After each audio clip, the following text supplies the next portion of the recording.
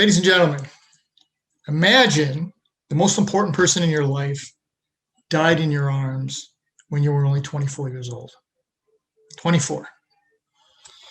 Now your rock, your go-to person is gone. You feel lost. You feel adrift without your anchor. What are you going to do? What path are you going to take? What's your story going to become? We're going to talk about this today. My name is Frank Zaccari. This is Life Altering Events. My guest today is Jesse Szymanski, and she's going to share with us her long and very difficult journey toward recovery and to her ultimate success. Let me tell you something about Jesse. This is an amazing woman. After 2 decades as a multi-award winning producer in the TV industry, she's now focusing on empowering industry professionals to build their brand meaningfully through video.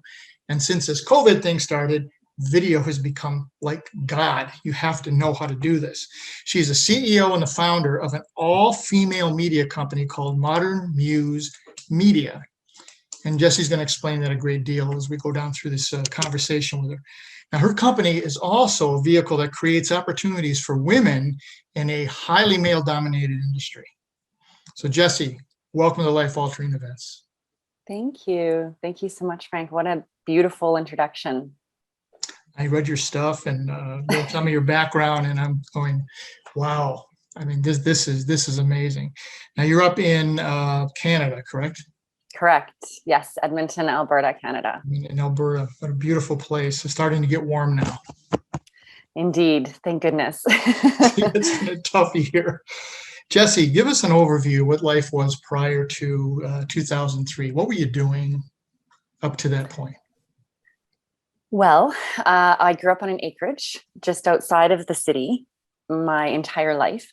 So I was brought home from the hospital there. It was a beautiful bungalow on 4 acres of land that my father built with his own hands and led a very sheltered, wonderful life. We have tons of photo albums of us playing outside. And to this day, I still love the quiet, the peace, nature, very connected to that. So those were the early years, and that was great. I went to school at a Catholic school that was also out on the acreage. It was brand new. I was the first kindergarten class. And by about starting in grade 4, but moving into grades 5 and 6, I started to gain weight. I turned out to be a bit of a chubby kid, and I started to be bullied. And this was before bullying was a thing, was flagged. Before we knew what it was. Right. And kids can be really incredibly mean. And this went on for a couple of years, and it was torturous. But I also fell into, and I see this now, the role of a victim. And so it was very poor, pitiful me. And I needed to get out of that school. And I tried to talk to my parents about it, but no one really believed, or they believed, but it was kind of like, get a backbone, don't be so sensitive. These kind of phrases that you don't say now, you don't say these days, especially to a very sensitive child. And so by grade 9, I was able to switch schools after finding a note that I was able to give to my parents and have evidence that this was occurring. And on the note, there was a mandate to make me cry on a daily basis. So this was real, this was happening. And so I finally was able to switch schools, and I went to a different school in grade 9, and I was the new kid and made some friends, and they were bullying a couple of other girls. And so what ended up happening is, of course, I didn't want to be in that situation. I was going to do anything to not be the victim of that again. And so I actually ended up bullying with them. And I hated myself for that, because I knew what it was like to be on the receiving end. And I just so desperately could not be on the receiving end. And so I've played both roles in my life, and I do completely, that's like the self-awareness piece. And I'll admit to that and own that. And then we went into high school. And so high school was pretty low key. I was kind of middle of the road, had a good group of friends, but between the summer of grade 9 and 10, I shot up and I had lost kind of all of that baby weight. And then by about grade 11, I started to develop these things called hips. Mm-hmm. And I was terrified. I was terrified that I was getting fat again. I didn't know what was going on with my body. And I ended up developing an eating disorder. I ended up developing bulimia. Mm. And so what started out as quite innocent and a little bit of binging and purging here and there turned into, purging multiple times a day. I was bleeding from my nose. I had depleted my B vitamins. I was very weak. And in the meantime, I always knew what I wanted to do. I always knew what I wanted to be. So I was shooting videos with my grandma and grandpa's VHS camcorder from the time I was about 10 years old. And so in high school, I had this eating disorder. I was sick, but I was also really driven. I was a straight A student, and I knew I wanted to go into TV, and I did an aptitude test. And sure enough, that's what came up. So I went and applied for the NAIT radio and television program. And it was when I was in the NAIT radio and television program, and I was still very sick and getting sicker and sicker, that my mom was diagnosed with breast cancer. And I wasn't living at home at the time. I was living at my grandparents, my mom's parents, because they were really close to NAIT. And at that point, it was like, okay, let's just get through this. We were also very sheltered by our parents from this the whole way through. And we had no idea how bad it really was. Mm-hmm. The diagnosis wasn't good. So, of course, when you have an eating disorder and a mother that's just been diagnosed with cancer, things only get worse. Yes. And so what ended up happening is, of course, my mom found out, and it was this inciting event where she had thrown me on the bed, sat on top of me, took me by the wrist and said, "Why are you killing yourself when I'm fighting to live?" Mm-hmm. And it was in that moment that I knew I needed to get help. And so she took me to doctors, and I progressively got better, and she progressively got worse. So in that time frame, I had my first career job in my industry. I was working for an independent production company. I then went on to work for an oil and gas and did some corporate video up in Fort McMurray. And then I ended up at a television station called Access Television. It was the education station. And it was when I was working there that my mom had passed away. Mm-hmm. And so how that happened is, I had gotten my first boyfriend in my 20s, and it was 2002. And we had purchased a home together, and we were engaged to be married. And I moved out in December of 2002. And when I was setting up my place, I remember getting the phone call that it had gone to her brain. So that was the worst Christmas present ever. And on January 27th, 2003, I was married to my first boyfriend on the acreage that I grew up on my entire life, in a private ceremony, of which the same day they read my mom her last rites. And by February 8th, she had passed. Oh my God. So you go from this incredible high through your battles, wonderful job starting, incredible high, newlywed, mom dies. Wow. Mm-hmm. Now, when we spoke, you had mentioned at that point in time, it was like, now what? My life, you said to me, my life started to spin out of control. What was happening? Well, grief shows up for different people in different ways. And for me, I threw myself into my work and into my passion, while my dad and my sister went to the Cross Cancer Institute and for therapy and got help. So needless to say, my new husband and I didn't make it the year. The marriage was annulled. And in that time, I went to my boss's office and I stood in front of him and basically said, "Give me all you got." And there was this huge project that was happening at Access, and it was the Prime Minister's Awards of Teaching Excellence. And essentially, I was the producer of that project, and I was flying across Canada to do this video series. So I was living out of the airport essentially for the year, for almost like the full year after. And I didn't come to terms with it for many years. I too ended up seeking counsel through the Breast Cancer Institute. But it took me a while to do that. And what happened over the course of which basically was about 15 years was just more tumultuous relationships.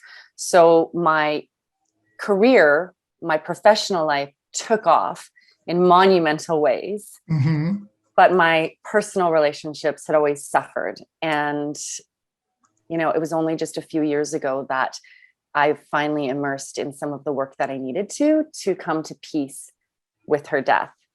But that 15 years was inviting different people into my life that either I would abandon or they would abandon me, because I had very deep-rooted abandonment issues due to my mom's death. Yeah. Wow. Like so many people that I talk to, there's this avoidance of grief, or you choose to avoid grief, put yourself into your work. I remember doing the same thing. And the funny thing about grief is you got to go through it, and you can delay it, but you're still going to go through it. Yeah. And you find yourself digging deeper and deeper. So for 15 years, you had to battle this.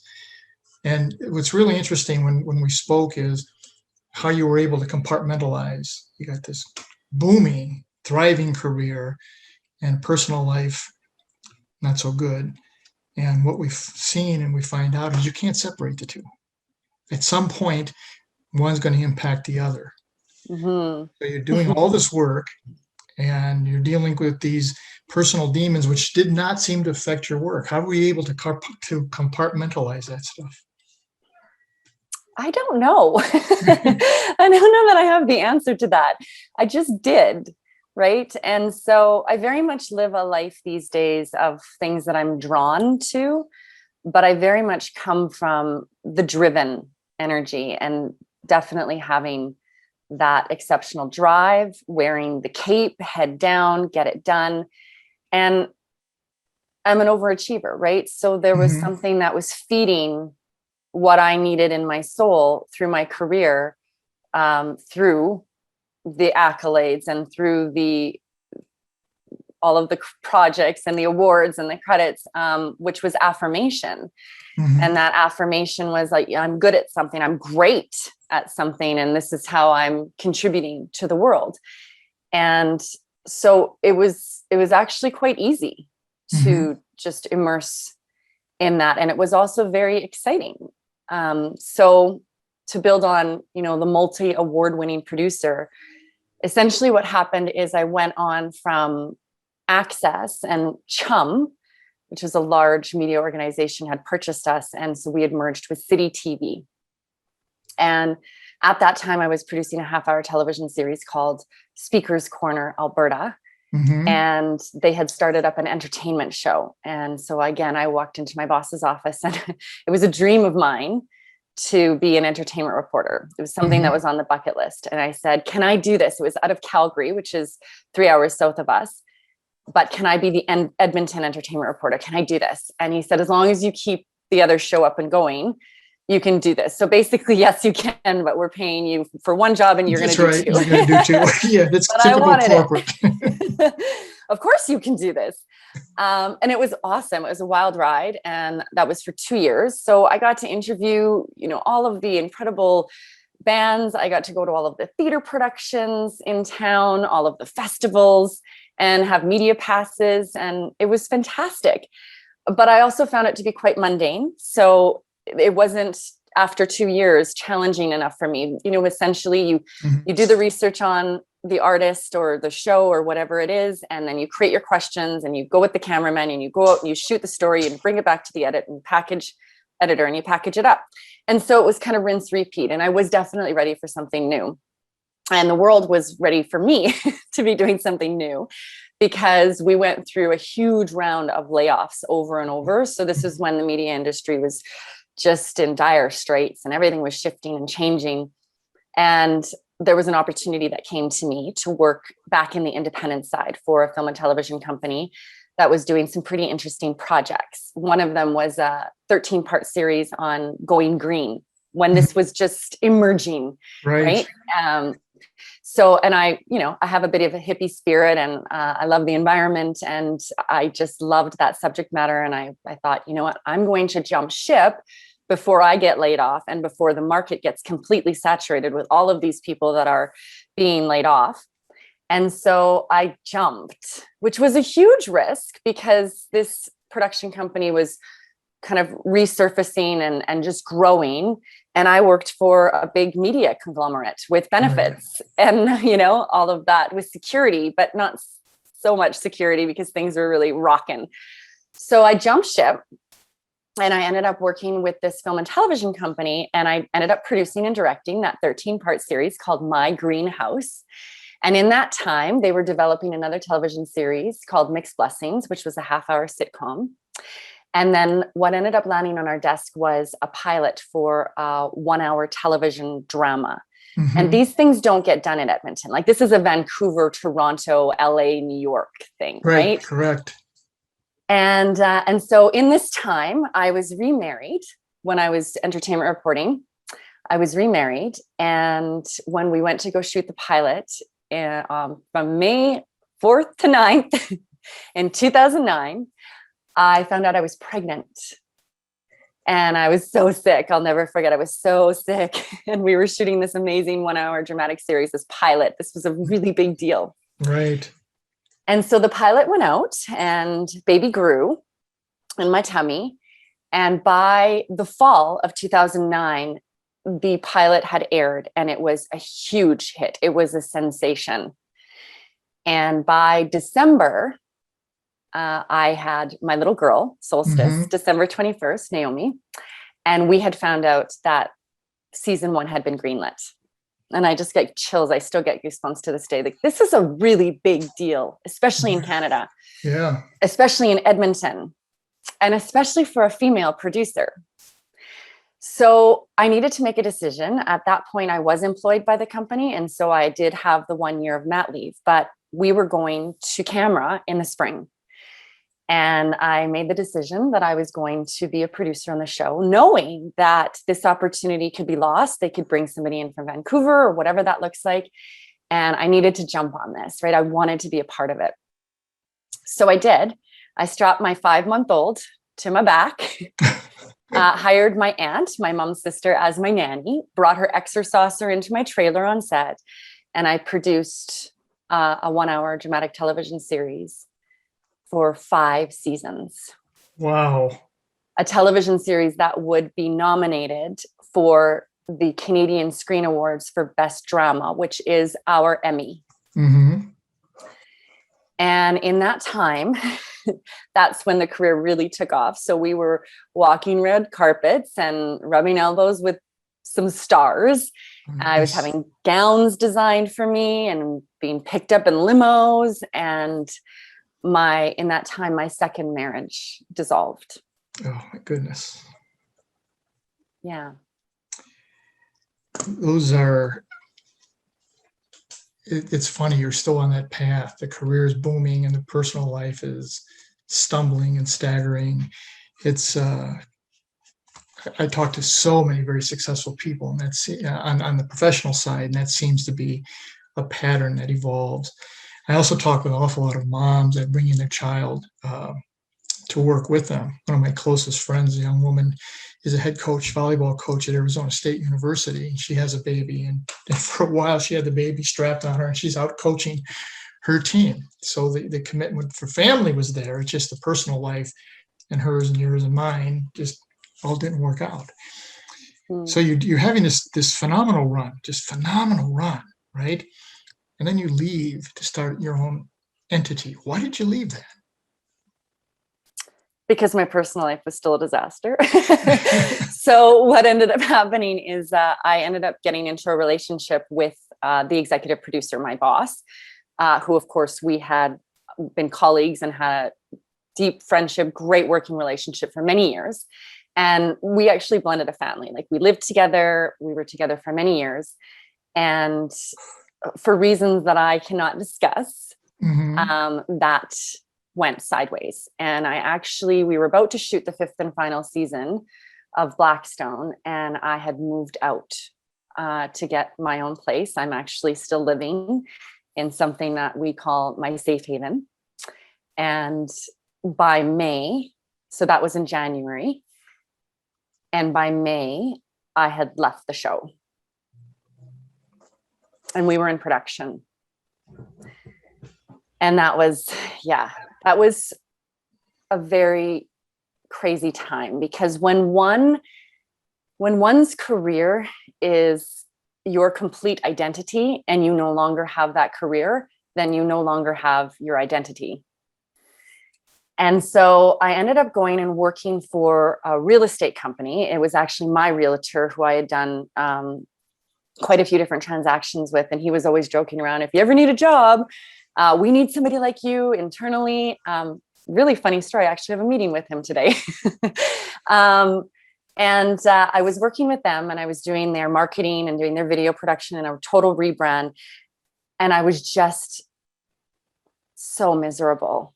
So this was the first point in my career that I wasn't immersed, that I wasn't working in video or film or television.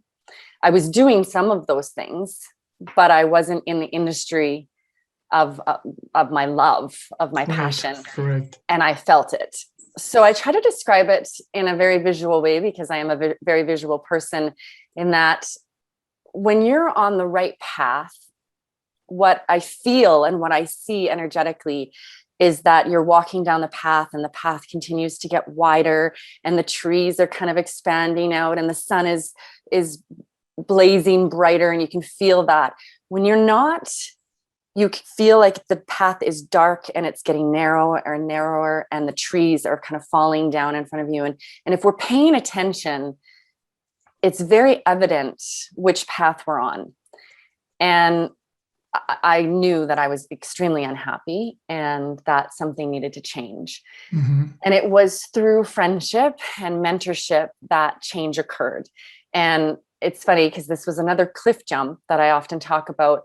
But this one, I was kind of booted off the cliff, reluctantly holding onto a tiny shrub at the top that wasn't going to sustain my weight. So down I went. What ended up happening is, at that time, I was on the board of WIFTA, Women in Film and Television of Alberta. And I called the woman who was going to be moving into the role of president. And I said, Sue, I'm not even in the industry. I'm not even doing anything. And I was just very victim, distraught. Right. And I said, I'm walking away. I think I'm going to leave WIFTA. It's not aligned with what I'm doing anymore. And she said, it will be, because you're going to start a production company. You have 20 years, at that time it was 18 years of experience. There's all these young women that are emerging. Some of them on my team. You have this wealth of information, this wealth of experience that you could be sharing with the world, sharing with us, our production company. We're going to be your first client, and you're going to be vice president of WIFTA. And on that day, I was literally on the phone, ugly crying on my kitchen floor to my left. And she reached through that phone and she pulled me up. Wow. And so I started Modern News Media, and she became my first client. And through WIFTA, I was able to engage a variety of muses that came to volunteer with me or work with me and had their first opportunities in this industry. Oh, I'm getting emotional. It's amazing. And it's been 5 years of that now. And that's a whole nother chapter, because starting your own business is not for the faint of heart, especially when you're a single mom.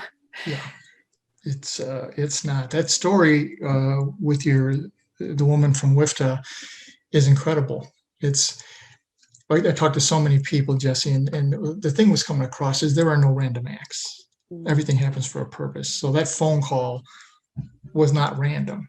That conversation was meant to be. And to your credit, you were aware enough to see the signs. And I love how you described the path, when you're on the right path, when you're not on the right path. And at moments in your life when there needs to be a pivot, something happens. and somebody comes into your life. And that's what an amazing story. And so what came into my life was what I was missing and had been missing for 15 years. So she became a mentor and a maternal figure in my life. And that was a part of the healing journey as well, is that I realized that there wasn't really family stepping into that role for me in my world. And it's something that I've even since shared with my sister, is that a lot of that healing came from the fact that I realized I can still have those relationships and that I can seek those out and put them in position into my life, because I needed that. And I was missing that, somebody to call, like I did my mom for so many years. For so many years after her death, I would go to grab the phone to call her. Good news, bad news. She was our confidant. She was our best friend. And that was just so ripped away. And it was such a void. And Sue, to this day, I still call her on her birthday, which happens to be the same as mine. So That's we easy. share a birthday and Christmas and all the occasions to check in, and I'll never forget what she did for me. And she continues to play that role. And her daughter and I are collaborating on a project, and she's like a sister to me. And so I think sometimes we forget, or maybe we just don't see that there are ways that we can fulfill our needs energetically and in our soul, even when those things have been lost. It's my brother is fond of saying, when the student is ready, the teacher appears. Yes. And you were at that point, and it's usually when you're down. You just say, this is done, it's over, I'm finished. And then that person appears, in her case, gives you that lifeline and moves it up. What a wonderful story. Yeah. One of the things I found very interesting when you and I were speaking is you have an all-woman operation in a heavily male-dominated industry. So how are you navigating that swamp? Well, you make sure you buy a lighting kit with wheels. How do I navigate that? So it's interesting because I actually have a feeder institute, which is the same program that I went to 23 years ago. So it's the Nate Radio and Television Arts. They're still running that program. I have great relationships with the folks over there, and they are aware that we're an all-female team and that we want to provide opportunities. They have something that's called a practicum that runs the course of 4 months. And I actually did that practicum with the Idea Factory, the first production company of which I got my first job. And so what ends up happening is that the students, the female students that are coming out of there, that's who she introduces me to. And so typically they'll come and do a practicum with us. And if there aren't students at that time, or if we're not able to secure somebody to do a practicum, then we often hire their grads. So we have a fantastic relationship. The program head is still the same person that was there when I was there. Wow. And I know the program, I'm familiar with it. Of course, it's evolved and changed, but they're just the right caliber. They have the right skill set. And so that's worked really, really well. But now we're at a position of growth, as you mentioned, with COVID and video, that we are growing. So we're looking to, whereas before, and it was always set up this way, it was a bit of a revolving door. So the many muses that have come through, they've trained, they've been able to do videography, do grip, do lighting, do sound, do editing, all of the things, the practical hands-on, get right in there like swimwear. And that's been great, but then they've moved on to other opportunities. And so I've been able to help facilitate that growth for them. Where we're at now is I really want some consistency and some stability because of this growth that's happening. So definitely looking for some team players that are a little bit more permanent, so to speak, or at least invested for the next few years while we're going through this scaling up. But that program has been just a wonderful training ground for an opportunity for having these females come through and be a part of our team. Wow, it's a great story.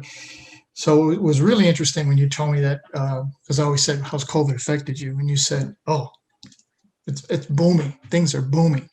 Yeah. Now, How are the organizations finally coming to grips that they need to do this, or were you part of the education that, look, guys, the days of the face-to-face and the telephone calls are over. It's time to move on. I still love me a good telephone call. I'm so old school that way. I'm the person that when you text me, I'll pick up the phone and call you, and then I'll call you on it if you don't answer, because it's like you had the phone in your hand.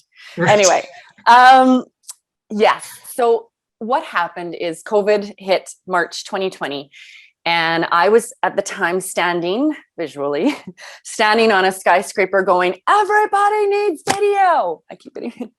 And some people heard and some people were still apprehensive.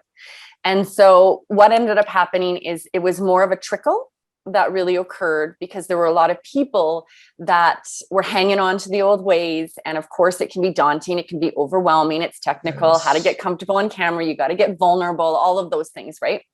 So what ended up occurring is that it was kind of an evolution. We were putting on more workshops. We were doing a lot more promotion.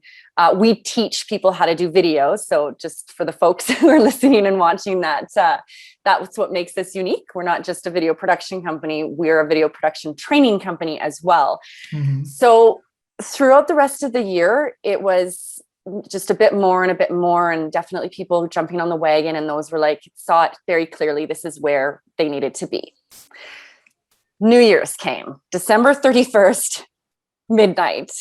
Mm-hmm. And it was like a switch went off in people. It was like, okay, we're ready now to embrace this new normal. We're ready to take the steps that we need to take in order to embrace video.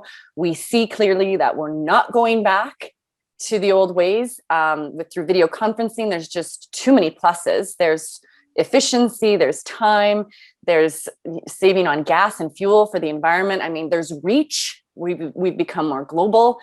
So it was like a switch. And I need to tell you, the last few months, our first quarter of 2021 has been insane on both sides. So we have been training officials, city officials, mayors for video conferencing, getting people set up their home set, how to properly light, how to properly look into the lens when you're speaking to people, what equipment to buy, how to shoot and edit on your phone. Our workshops have been filling up. Our training programs have been exploding.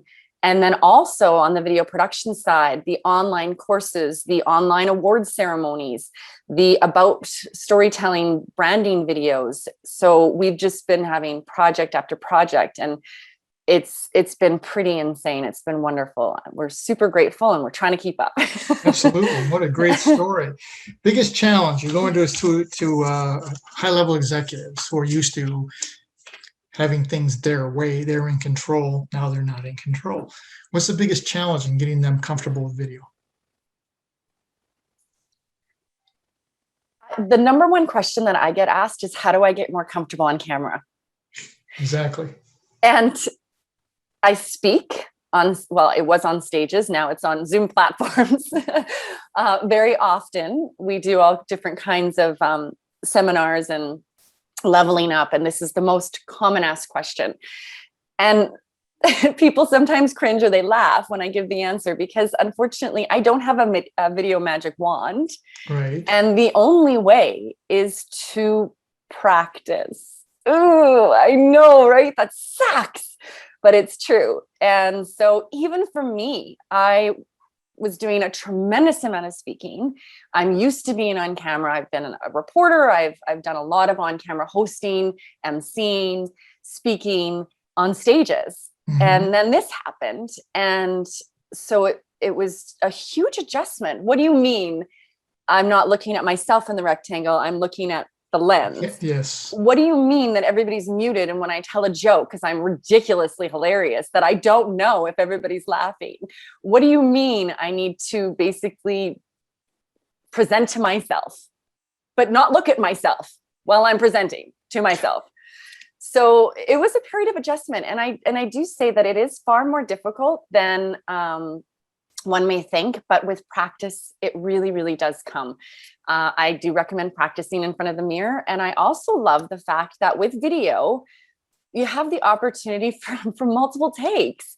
You don't Mhm. need to be jumping on the Facebook lives. You don't need to be doing the Instagram live series. You can get the proper tools, and you can learn how to do it, and you can take it over and over and over again. And so that's the gift. That's the great thing. You can have 27 takes on your phone and only post one, and that's all the people need to see, right?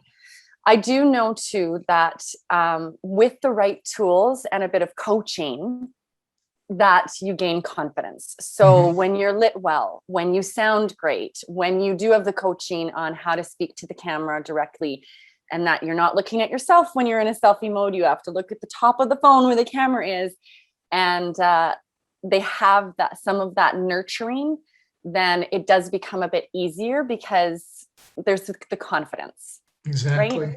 Exactly. It was so hard because I did quite a bit of speaking, and you understand the audience, and you relate to the audience, and you connect to the audience, and you get instant feedback from the audience, Yeah. good, bad, or indifferent. And video conferencing, you don't even know if they're listening. Right? Right. So one of the things that I was told, and I'm sure you've told people, is it's like you're an actor and you're in rehearsal, and there's nobody there, but you still got to perform. Yes. It's Yes. crazy. I love this. What a great story. We're just about out of time, Jesse. With all you've accomplished and all that you've been through, what last words of wisdom do you want to leave with all the viewers around the world here? Well, probably the most important thing, which is how I finally faced my greatest fears and the personal growth that I've been able to achieve over the last couple of years. And that is asking for help. So I was on stage and I was speaking about my story. And when I talked about my mom and my mom's death, my voice got very quivery. You could tell the emotion was right here when I spoke about it. And when that occurs, you know that you still haven't let go. You're hanging on to something, right? And right in that throat chakra. And a woman came up to me after and she introduced herself. We had met before, so she reintroduced herself, and her name was Corby. To this day, I say she saved my life. And she says, no, you saved your own. And she introduced me to something called EFT, which is tapping, emotional freedom techniques. But it's so much more than just tapping. Essentially, it's all about energy. It's really about physics and quantum leaping to times of trauma within your past, including when they carried my mom out of the home I was born and raised in a body bag. And that front door moment with the screaming and the crying and everything, watching her go for the last time, was something I couldn't talk about without completely falling apart. And now my mom, my 24-year-old self, and me are there at the front entrance, and we're talking and we're shooting the you know what, and laughing and joking around. And yes, her body is being carried out. So this is really important because this is the climax. This is the pinnacle. How do you overcome? We often try to clamber through, to push down, to do what I did for a really long time, distract, immerse yourself in something else to get through rather than to deal. And until we deal, that stuff will surface in ways in our lives that we can expect and that we won't expect. Exactly. And so we were not intended to do this alone. We come from communal living, from tribes, from groups of people, that different people had different roles in our lives. There was mentorship, there was elders. There were many people that played the maternal role in our lives as children, within community. Correct. And that has been a bit lost on us. And I feel like we need to work to get that back, and we need to ask for that, and we need to implement that, just like I did with Sue and a couple of other females now in my lives that are very maternal for me, that fulfill that role. And we often ask this of our partners. So we think our partners need to be all of these things that we require when they can't. They simply cannot. And so no wonder we're not meeting expectations and that the divorce rates are through the roof, because we're expecting so much of one another when really we need to reach out to our community and have different people fulfill these different roles for us, as they always were. But oftentimes there's shame and there's embarrassment, and you don't want to have judgment. And so I would say that the biggest gift that I'd learned through this was to take the cape off and ask for help. and bring in that third party, whether it's a psychologist, whether it's a counselor, whether it's a coach, somebody that is not necessarily in your tribe or in your fold, somebody that can be a third party observer to help. And that has been monumental. I've had many coaches since Corby, who is now a dear friend and still in my life. But then I moved and I did some business coaching as well. And so it's just so important. And that is the greatest gift that I could give to anyone, is that it's okay. And that as much as you think that you're the only person going through this, and this is only happening to you, it's not. We are actually all in this together. Many of us have the same internal fears. Many of us face that same inner voice, that chitter chatter that's going on, the self-talk that happens. All of those things need to be addressed. All of those things need to go away. And there's people that can help with that. And there's tools that you can have in your tool belt in order to deal with some of those things. So absolutely. That's wonderful. I was told years ago on that topic of multiple helpers, they called them soulmates. And they said, a soulmate's not your partner. A soulmate is someone who comes into your life at a time you need something, and they may go away. And there's going to be multiple soulmates or multiple people that come in at the appropriate time to fill in the gap that you need at that point. It's amazing. Well, as I mentioned, ladies and gentlemen, we're just about out of time. I want to thank Jesse one more time. That was an amazing story of what you've been through and how you dealt with it. Tremendous professional success, and finally finding that peace in your personal life. So, ladies and gentlemen, no matter what life throws at you, and as you just heard, it's going to throw a lot at you. Please do three things: look up, get up, and never, ever give up. Pick up the pieces, keep moving forward. And as you heard, better times and better people will come into your life. If you want more information about Jesse, you can contact me and go to her website. If you come to me, I'll make sure it gets to her. You can see this show on ROKU TV or on my YouTube channel, Frank Zaccari. I will also send a link to Jesse, and she'll put it up to places where she posts all her information. If you use the YouTube channel, please subscribe. And let me leave you with this, as Jesse already alluded to. None of us are in this alone. And the secret to walking on water is to know where the rocks are. And today, Jesse showed us where many of those rocks are. Join me again next week. We take on another life-altering event. Thank you again, Jesse. Thank you.